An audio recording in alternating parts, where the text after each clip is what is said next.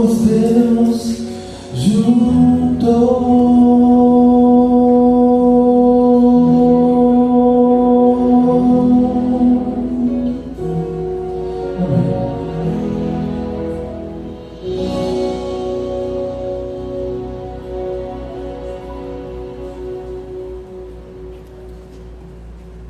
Com fé.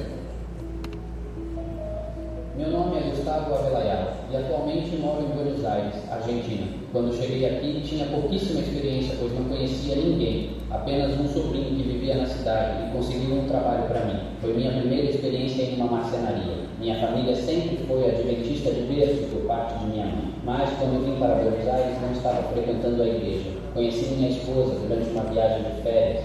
Depois de um ano vivendo aqui sozinho, fui visitar minha família durante as férias. Começamos a namorar e nos conhecer melhor. Depois que voltei das férias, ela também veio para Buenos Aires para trabalhar. Já morando juntos, tínhamos um amigo em comum que começou a nos convidar para ir à igreja. Quando cheguei lá, senti uma felicidade imensa ao ser recebida com tanto carinho e amor. Gostei muito de estar naquele ambiente. Ela me incentivava a frequentar a igreja. Fui tão motivado que pedi ao meu chefe para me liberar aos sábados, mas ele não aceitou. Então deixei aquele trabalho e comecei a trabalhar em outra marcenaria onde consegui o sábado livre. Conheci um irmão da igreja que tinha um negócio próprio enquanto eu trabalhava para outra pessoa. Nenhum de nós dois estava indo bem financeiramente. Decidimos então abrir nosso próprio negócio, mas não tínhamos dinheiro. Resolvemos vender nossas casas para investir. Quando ele sugeriu vender as casas, no início não gostei da ideia. Porém, entregamos tudo nas mãos de Deus, colocamos as casas à venda e ambas foram vendidas, juntamos o dinheiro e abrimos nossa primeira madeireira em sociedade.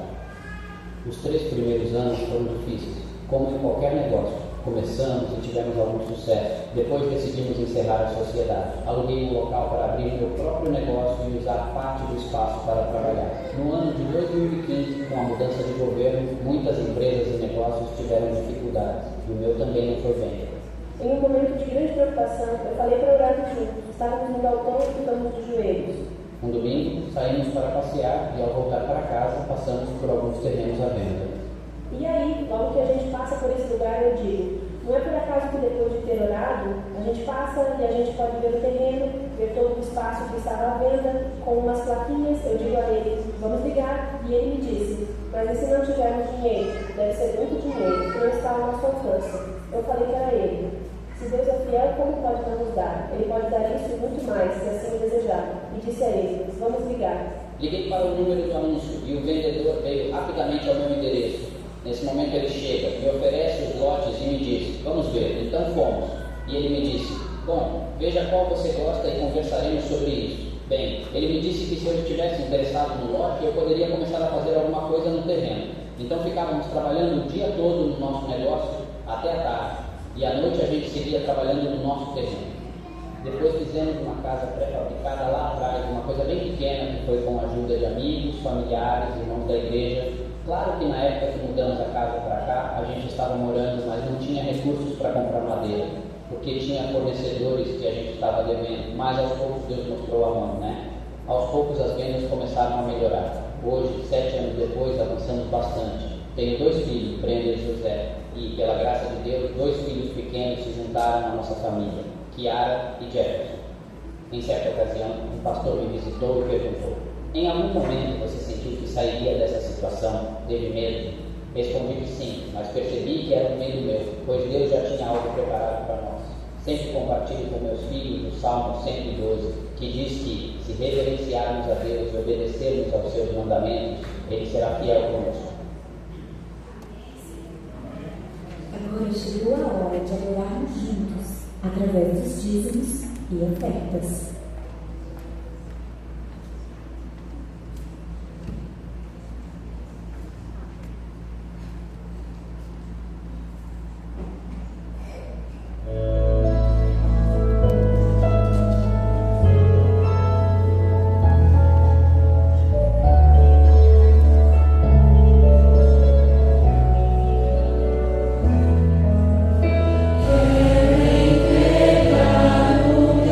Oh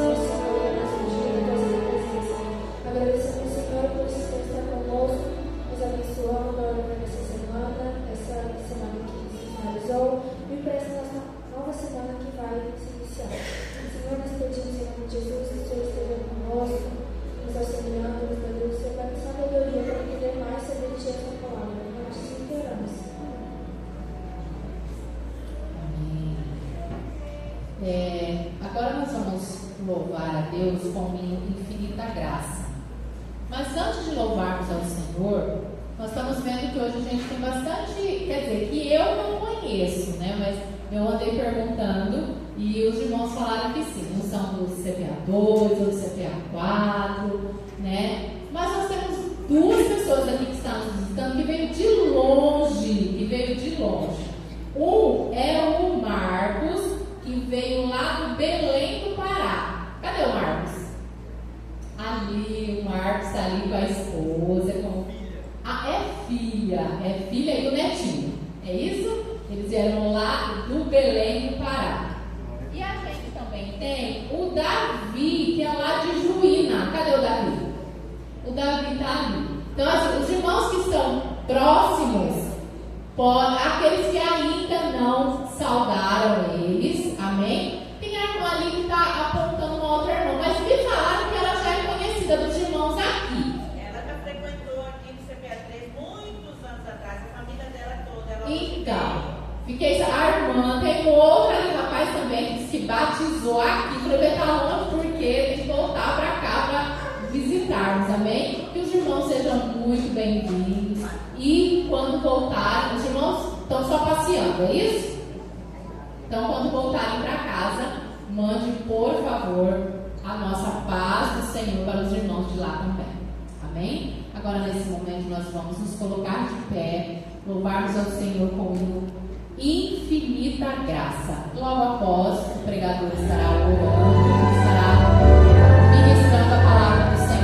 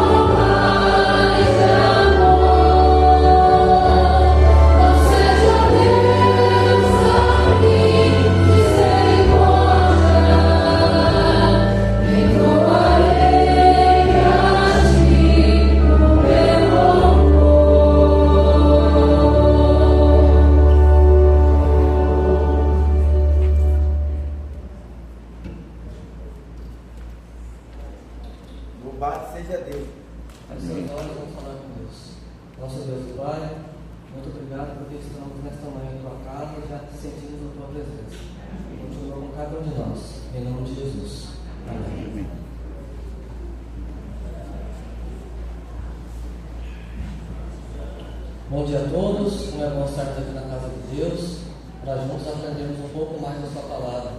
Aqueles que ainda não me conhecem, muito prazer, meu nome é Marcelo Ventura e frequento a igreja do CPA 4. Amigos, algumas coisas em nossas vidas às vezes chega a ser até difícil ou até mesmo impossível de entender.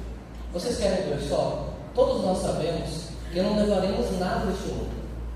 Do mesmo jeito que aqui chegamos, daqui partiremos. Principalmente em relação aos nossos bens. E eu pergunto para vocês: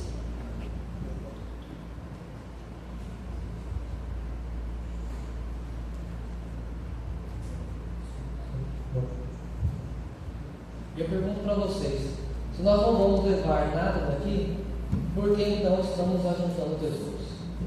Imaginem vocês, se nesta noite a volta de Jesus se fizesse presente em nossas vidas.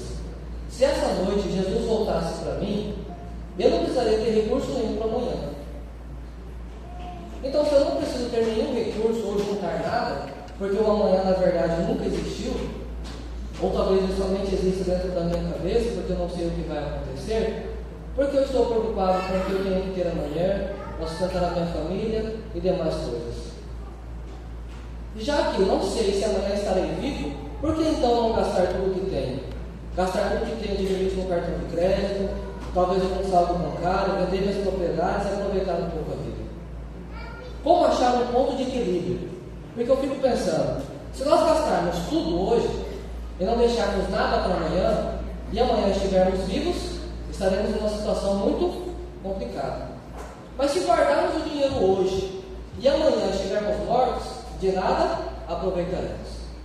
Como então encontrar ou achar um ponto de equilíbrio entre não gastar tudo e também não guardar demais, a ponto de não ser fiel a Deus e muito menos de aproveitar algumas coisas aqui ainda nesta terra, talvez com alguns passeios ou com alguma outra coisa que você goste de fazer com a sua família?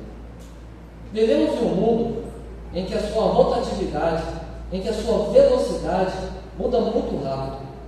Parece que ontem, eu não sei com os irmãos, mas parece que ontem era a virada do ano, ou como os mais antigos dizem, o rompimento do ano. E agora, de repente, num saltar, já estamos quase no meio do ano, pois já estamos terminando o mês de maio. A nossa vida passa muito rápido. Outro dia parece que eu tinha 7, 8 anos, e agora já sou um pouquinho mais velho. Como então, amigos, achar um ponto de equilíbrio? Teria eu de me preocupar mais ainda com as minhas finanças do que já me preocupo? Isso estaria roubando a minha paz e talvez o meu sono? Além dos planejamentos que eu tenho na minha vida, deveria também planejar o meu futuro, talvez por meio de uma aposentadoria, ou talvez por meio de imóveis, os quais eu colocaria no aluguel e assim por diante. Será que nós deveríamos gastar muito tempo pensando nas finanças? Mas antes de pararmos para pensar nisso, gostaria que vocês pensassem no seguinte: quando Jesus deixou o lar de glória, deixou o céu e veio aqui a esta terra morrer por cada um de nós, Ele deixou o melhor lugar que a nossa mente jamais será capaz de mensurar ou de medir. Vocês sabem por quê? Porque o céu, amigos, o céu deve ser um lugar fantástico, deve ser um lugar maravilhoso. Eu fico imaginando então, se Jesus deixou toda a glória para vir aqui a este mundo, se Ele deixou todos os seus tesouros para estar aqui com cada um de nós, qual será que deveria ser a nossa postura? Qual deveria ser então as nossas atitudes ou as nossas ações quando adoramos a Deus por meio também dos dízimos e das ofertas? Se nada daqui levaremos a não ser o nosso caráter, por que nos preocupamos tanto tempo trabalhando e juntando tesouros? Acredito que muitos dos irmãos saibam, mas antes mesmo da fundação do mundo, antes mesmo de se saber que Adão e Eva cairiam em pecado, a raça humana, Deus já tinha um plano, Deus já tinha um propósito. E nesse plano divino, nesse conselho divino, ficou então decidido, ficou combinado que quem viria morrer em favor do homem e da mulher, ou de toda a raça humana, seria o próprio Jesus Cristo. O anjo mais poderoso do céu poderia vir e morrer? Poderia, mas não teria qualquer significado, ou sequer poderia salvar ele mesmo. A única pessoa que poderia nos libertar do cativo da morte que o pecado nos trouxe era simples e puramente Jesus Cristo. Então, antes mesmo de ser criado o mundo, antes mesmo de ser criada a raça humana, já havia sido decidido que Jesus viria. Mas nessa decisão não houve qualquer imposição por parte do Pai ou por parte do Espírito Santo, porque na verdade Cristo disse: eu irei morrer em favor da raça humana. E sabemos da história. Infelizmente, o tentador veio, Adão e Eva caíram em pecado. Diante então do pecado, iniciou-se o plano da salvação. Chega a ser interessante, até mesmo curioso, porque quando estudamos os livros de História da Redenção, Patriarcas e Profetas, dentre outros, percebemos que Deus enviou um anjo alertando Adão e Eva de que o tentador viria. E mesmo assim, eles caíram. Agora então, diante da queda, iniciaria ou iria colocar em prática o plano da salvação. Jesus Cristo então agora, sendo demonstrado por meio do Cordeiro, que Deus sacrificou naquele momento em que Adão e Eva, estavam ali cobertos de folhas, que logo mais murchariam, secariam e cairiam. Deus agora então immola o ato do Cordeiro, simbolizando a Cristo, que um dia viria à face da terra e morreria pelos pecados da raça humana. Eu fico tentando imaginar na minha mente infinita o que se passou naquele dia na mente de Adão e Eva. Certamente morrereis, certamente morrereis, certamente morrereis. Como conhecer ou falar da morte para alguém que nunca viu? O mundo era perfeito, nenhuma folha secava ou caía. E ao mesmo tempo, eu acredito comigo de que eles conseguiram começar a entender. Certamente morrereis quando eles viram o seu filho Abel morto, caído no chão, sem vida. Naquele dia, acredito eu que literalmente a ficha de Adão e Eva caíram de que certamente morrereis. Anos se passaram. Este livro inteirinho tem como autor vários homens, 40, que escreveram este livro no intervalo de 1600 anos. Estes 66 livros que aqui temos em mãos hoje, que conhecemos como Bíblia, ou uma biblioteca, todo ele narra de uma única pessoa. Tem somente um personagem principal, e o seu nome é Jesus Cristo. Agora então Jesus deixa toda a glória, deixa o reino celestial, deixa a adoração dos anjos, dos outros mundos criados, deixa toda a sua riqueza para vir morar e habitar no meio de nós. Passar fome, passar sede, passar frio, ser traído. Mas ele passou por tudo isso sem necessidade. Sem necessidade. É um amor incondicional, é um amor incomparável, é um amor que nós jamais vamos conseguir entender. É o amor que Deus tem por mim e por você, por cada um de nós. Porque por mais que pecamos, por mais que constantemente estejamos não mais no fundo do poço, mas agora abaixo do fundo do poço, Ele mesmo assim nos dá uma nova chance, Ele nos dá uma nova oportunidade, Ele nos abre novos caminhos, Ele restaura nossas vidas, Ele muda nossos pensamentos. Ele traz para cada um de nós a esperança de que dias melhores virão. Mas para que hoje para que hoje você, para que hoje nós pudéssemos ter o direito de escolher estarmos salvos, estarmos vivos, foi necessário, foi imprescindível de que Jesus viesse a este mundo. E tem um texto que eu gosto muito, que eu gostaria que os irmãos acompanhassem, por favor, que está aqui em Mateus capítulo 27 e o versículo 27 também.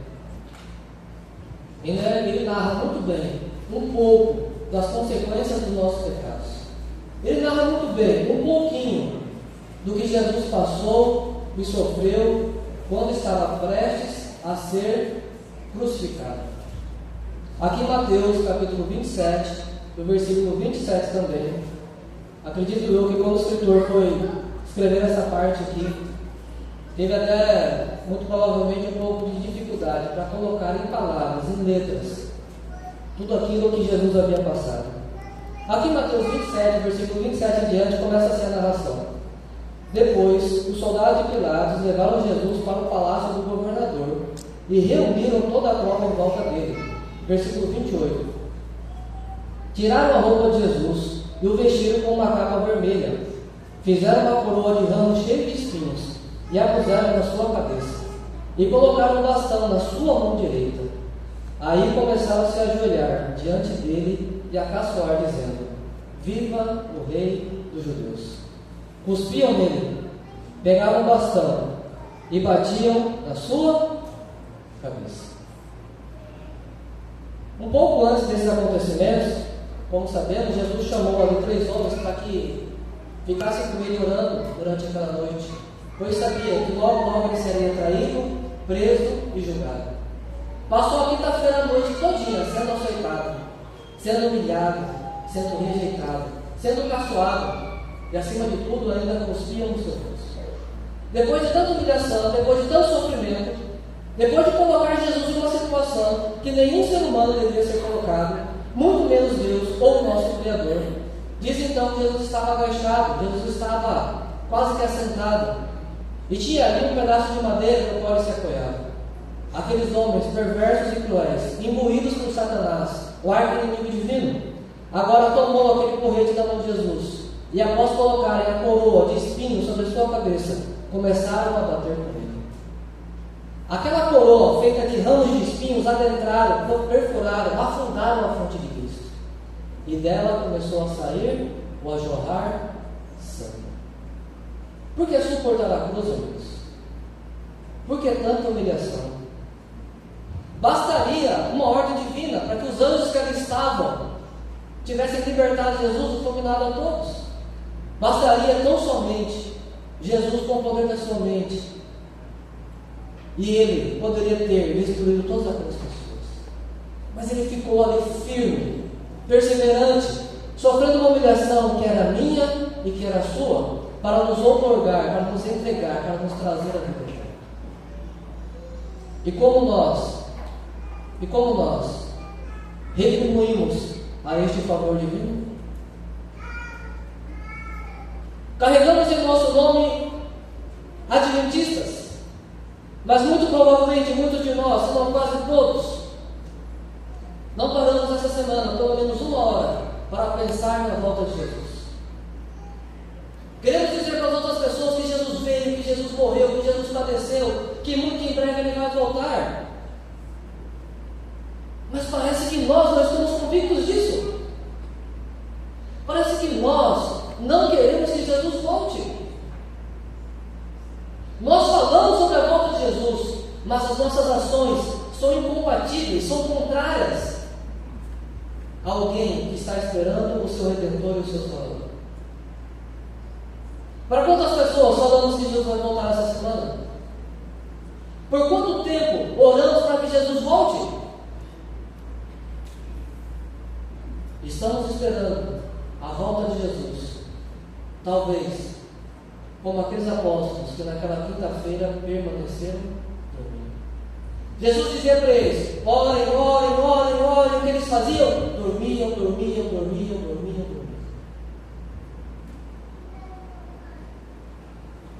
Dou graças a Deus, porque Ele não olha a minha vida hoje, nem a sua, mas Ele olha como a nossa vida pode se tornar. E foi por isso que quando Ele saiu daí, esse escárnio, dessa humilhação, e quando colocaram sobre os seus ombros aquela pesada cruz, Ele foi caminhando rumo ao Gólgota, ao Monte das Caveiras, ia sendo empurrado de um lado para o outro. Quando eu fico imaginando aquela cena, parece que eu estou lá no monte, lá em cima, e vendo Jesus vindo em minha direção. Jesus estava batido, estava fraco, não havia comida, havia sido açoitado a noite inteira. Não carregava, não conseguia mais carregar sobre os seus ombros aquela pesada cruz. Humanamente falando, era impossível. Primeiro porque aquela cruz havia sido feita para Jesus Barrabás, de um porte físico maior do que de Jesus. E segundo que por causa dos açoites e de um longo período sem se alimentar, ele agora estava fraco. E eu fico olhando aquela cruz ali e parece que eu começo a ver a cada um dos meus pecados era escrito. Eu fico olhando ali cada um dos meus pecados, dos quais eu ainda não me arrependi, dos quais eu ainda não deixei, dos quais eu insisto em permanecer neles. E quando eu começo a olhar para dentro de mim, eu começo a entrar em desespero, porque não versículo que eu estou perdido. Mas a partir do momento que eu começo a olhar para a face de Jesus, para o seu olhar de mansidão, de misericórdia, de graça e de amor. E quando eu vejo então o seu sangue sendo vertido, sendo derramado naquela cruz, eu começo a notar que foi o seu sangue que começou a pagar a cada uma das minhas faltas, a cada um dos meus pecados. E eu agora entendo que se eu me agarrar nas promessas divinas, de que o sacrifício de Cristo é capaz de perdoar e apagar todas as minhas faltas, eu posso estar salvo. Se eu olho para dentro de mim, perdido. Se eu tento lutar sozinho diante da tentação e das provações, eu perco. Mas a partir do momento que eu começo a olhar para fora, que eu começo a olhar para a cruz, que eu começo a ver Jesus, que eu começo a olhar para o seu sacrifício, agora eu vejo esperança, não em mim, mas no meu Redentor. Porque Jesus permaneceu pendurado naquela cruz. E Jesus foi vindo à cruz. E quando chegou lá em cima, no local, quando abriram os seus braços, pregaram os seus pés e as suas mãos, e o colocaram de pé, levantado naquela cruz. Quantas vezes Jesus havia anunciado que importava, que necessitava que tudo acontecesse assim, e aquelas pessoas não estavam atentas. Quantas vezes Jesus já nos disse que Ele vai voltar, e estamos esperando de forma inerte, por quantas e quantas vezes inúmeros pregadores, inúmeras mensagens musicais, inúmeros textos de livros inspirados da própria Bíblia foram narrados aqui. Quantas e quantas vezes Deus enviou pessoas imbuídas do Espírito Santo para nos alertar sobre a sua volta, e mesmo assim ainda permanecemos com a mesma vida. Deus me mandou chamar aqui, amigos, mandou chamar vocês também, para dizer que, infelizmente, se continuarmos assim, nós veremos Jesus voltar, mas não pela segunda vez, mas pela terceira, quando Ele trará o seu juízo executivo e destruição dessa terra. Se Jesus hoje estivesse examinando o meu coração, no seu íntimo, lá no profundo mesmo, os segredos mais escondidos que eu tenho aqui dentro, e se Jesus nessa manhã estivesse também penetrando na sua alma, estivesse hoje, neste momento, olhando dentro dos seus olhos, muito provavelmente, Jesus diria assim para mim e para você: meu filho amado, hoje eu te chamei aqui porque eu queria ter um encontro contigo, mas eu sinto lhe informar, o seu coração, a sua vida não tem solução, porque você, porque eu, porque nós fomos longe demais. Foram as nossas péssimas escolhas que nos trouxeram, nos levaram a este destino cruel. E hoje pagamos o preço e as consequências, as quais, por muitas vezes, são altíssimas. Mas Jesus também mandou nos chamar aqui, amigos, e mandou chamar você também, para dizer que não dá para recuperar o seu coração. E já que não dá para recuperar o meu coração e o seu coração, Deus agora então quer trocar o nosso coração. Ele quer arrancar esse coração de pedra, esse coração duro, e colocar nele um coração de carne, dado pelo próprio Deus e nosso Pai. Não gostaria você nesta manhã de mudar o rumo da sua vida? Não gostaria você nesta manhã de dizer: Pai, eu sei quanto eu tenho pecado, eu sei que foram as minhas faltas, os meus erros que levaram Jesus até aquela cruz. Eu sei quais são as mudanças que eu preciso fazer, mas eu estou tão olhando para fora de mim, eu estou tão olhando para a vida das outras pessoas, que eu esqueci da minha própria. Não gostaria você nesta manhã de olhar para dentro de si e fazer como o salmista: enquanto não observei os meus pecados, não me arrependi e confessei, eu não obtive misericórdia, eu não alcancei a paz que eu tanto procurava e esperava. Talvez esta manhã esteja falando para alguém que entrou por aquela porta angustiada. Talvez esta manhã esteja falando para alguém que está esperando a resposta de uma oração, mas não é de qualquer oração. Talvez tenha sido a melhor oração, mais sincera que você já fez, e você tem insistido, você tem buscado, você tem procurado, e você tem orado sobre a mesma coisa, e a resposta de Deus não vem. Ou talvez ela não esteja vindo como você queria que ela viesse. Talvez esta manhã eu esteja falando para alguém que esteja muito aflito. Amigos, se não podemos controlar o dia de amanhã, A única coisa que podemos fazer é entregar nas mãos daquele que pode mudar, o que deve efetuar na vida nossa e das outras pessoas, que é Deus. Talvez estejamos esperando dos homens uma resposta que só pode vir de Deus. Talvez esperamos que alguém faça por nós alguma coisa que talvez essa pessoa até possa fazer, mas não queira. Quando na verdade, quem quer fazer isso em nossas vidas é Deus. Eu fico me imaginando naquele monte lá no Gólgota, lá no Monte das Caveiras, Jesus agora de frente para mim, todo ensanguentado, todo ferido, todo machucado. E eu não consigo entender que tudo aquilo era por causa das minhas faltas e por causa dos meus pecados. E eu não consigo agora olhar mais para aquela cruz porque eu estou envergonhado. Caindo em si, eu percebo que foram as minhas faltas que colocaram um homem inocente em uma situação tão difícil, humilhante e complicada. Foi por conta das minhas péssimas escolhas é que Jesus, o Criador do mundo, o Rei do Universo, está sendo dependurado e morto. Enquanto eu estou lutando com os meus pensamentos, Jesus disse e fala assim, olha e fala assim, Pai, perdoa-lhes porque eles não sabem o que fazem. Como alguém sendo humilhado, maltratado, rejeitado, injustamente, ainda é capaz de orar a Deus, pedindo para que tenha misericórdia dos seus malfeitores?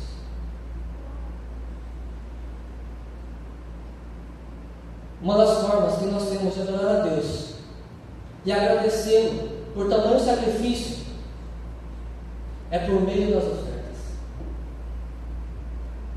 Se você ainda não percebeu, amigo, Deus mandou me chamar aqui hoje, mandou trazer você também, para dizer que Cristo é a oferta.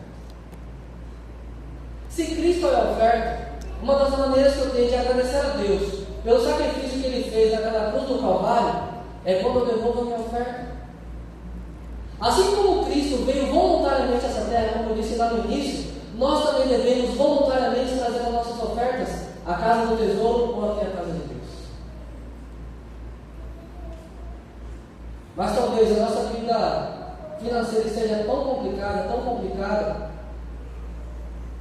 como dizem no ditado popular, estejamos murmurados, e agora já deixamos de ser fiéis a Deus por meio dos dízimos e das ofertas. Porque muitas vezes pensamos, olha, mas se eu deixar de pagar tal coisa, vai acontecer isso, vai acontecer aquilo. E não percebemos que foi por gastar mais do que ganhamos é que estamos numa situação difícil e complicada. A matemática, muitas vezes, ela é simples e às vezes é complexa. Mas de uma coisa eu sei, amigos, que se eu ganho R$2.000, eu preciso ter uma vida de quem ganha R$2.000. Se eu ganho R$5.000, eu preciso ter uma vida de quem ganha R$5.000. A partir do momento que eu ganho R$2.000, mas quero ter uma vida de quem ganha R$5.000 ou R$6.000, a tendência é que eu me encontre em uma situação financeira muito complicada. E talvez essa situação financeira complicada tenha afetado a sua vida familiar. Porque uma das razões e das causas do divórcio em nossos dias são as crises financeiras que têm alcançado inúmeros lares que estão, em sua maioria, fracassados financeiramente. E isso também, sem percebermos, acaba acarretando também um desvio de conduta em nossa vida espiritual. Porque quando deixamos de ser fiéis a Deus, por meio dos nossos recursos, estamos passando também, de certa forma, por uma crise espiritual. Para que tesouros de Jesus, se eu decido os meus?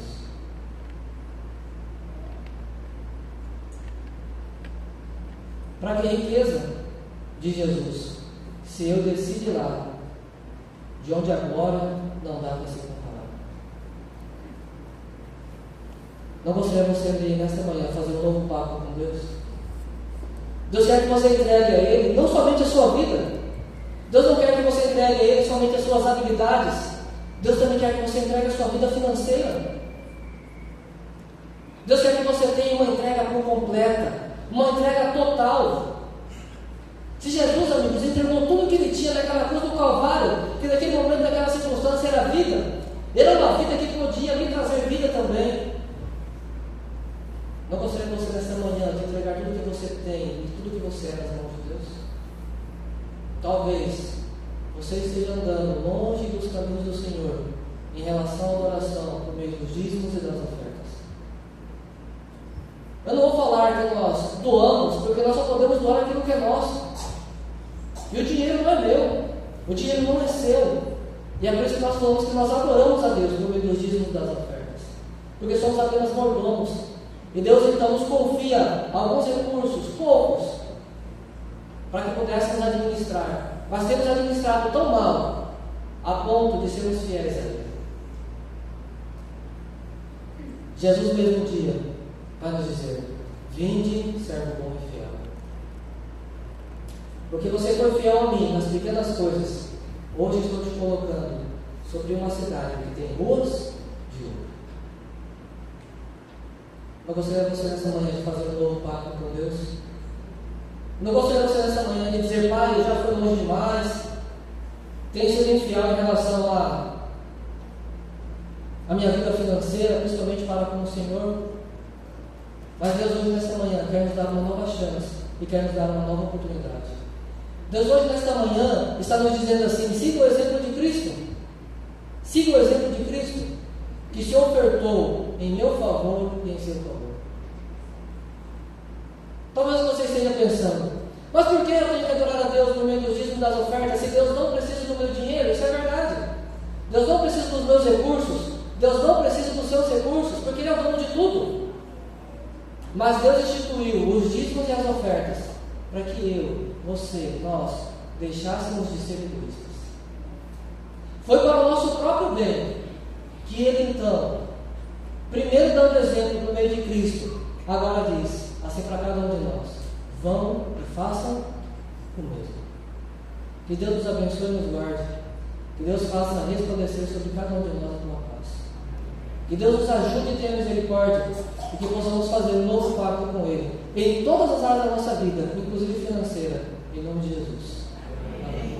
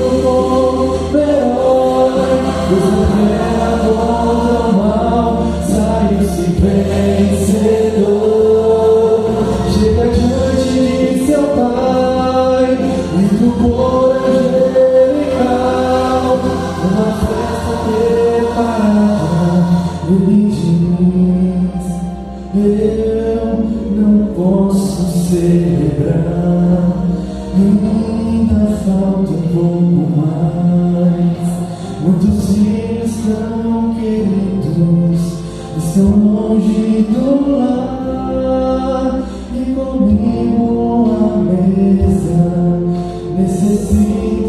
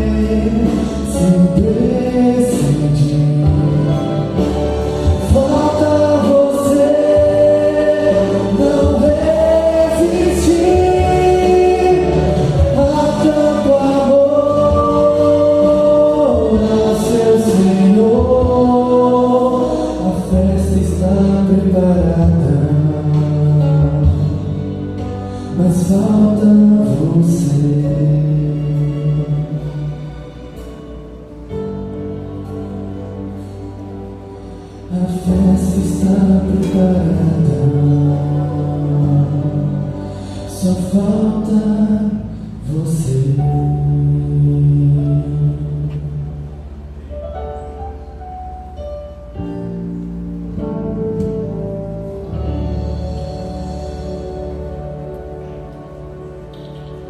Nosso Deus e Pai, estamos aqui nesta manhã porque acreditamos nas Tuas promessas de que o Senhor pode transformar as nossas vidas. Queremos entregar, Pai, nesta manhã tudo que somos e tudo que temos em Tuas mãos. Faça em nós um milagre da transformação, para que possamos entregar tudo o que temos e somos em nome de Jesus. Amém.